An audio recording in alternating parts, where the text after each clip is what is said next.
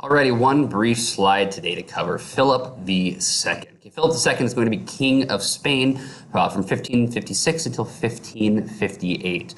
So roughly about 50 years, or about 40 years, I guess, not much of a math man. About 40 years where Philip II is in charge of Spain. The important thing that he is going to do is he's going to marry Queen Mary. Okay, a little bit hard to understand that right there. Marry Queen Mary, the first of England. Now, it's important to remember, why do people get married at this time period? Okay, it's not like you do today for the most part where you get married because you're in love with someone.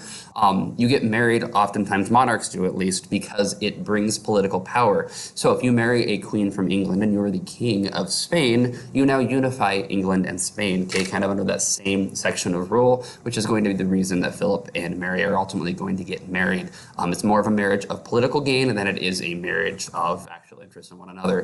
This is going to make Philip the most powerful monarch in Europe up until 1588. In 1588, he's going to be overtaken by another monarch.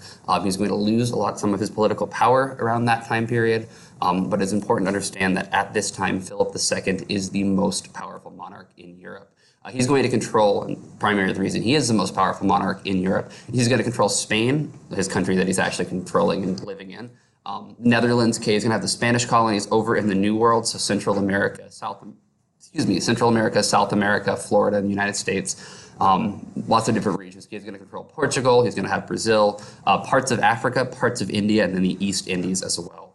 So he's the most powerful in monarch, one, because he has a lot of political power, but a lot of that comes from the fact that he controls such a wide portion of the world at this time period is directly under his control. He's also going to rule the wealthy Spanish Empire from 1556 till 1598, as I already talked about when he is the King of Spain. He's going to promote the arts. We're going to talk about the Spanish Golden Age of art tomorrow and the next day. So it's important to understand that Philip II really promoted the arts. He thought art was important, a valuable sense of culture, and he is going to spread art around the country as well. He's a staunch defender of Catholicism. He's not real fond of Protestants. Remember, we're talking about the split going on. Philip II was a staunch defender of Catholicism, often even to the point sometimes of being kind of cruel in the name of Catholicism towards those that he disagreed with, or religiously speaking. Initially, he's going to start a fight in a war with England. Okay, we'll talk about this in class a little bit, but it's important to understand that England and Spain began a long series of wars under the reign of Philip II, ultimately ending with the sinking of the Spanish Armada off the coast of Ireland. Okay, Spain had the best navy, the Armada. Okay, they had the best navy in the entire world at this time period. Really could take on anyone they wanted. They're one of the most powerful countries in the world at this time period. I guess they are the most powerful country in the world at this time period.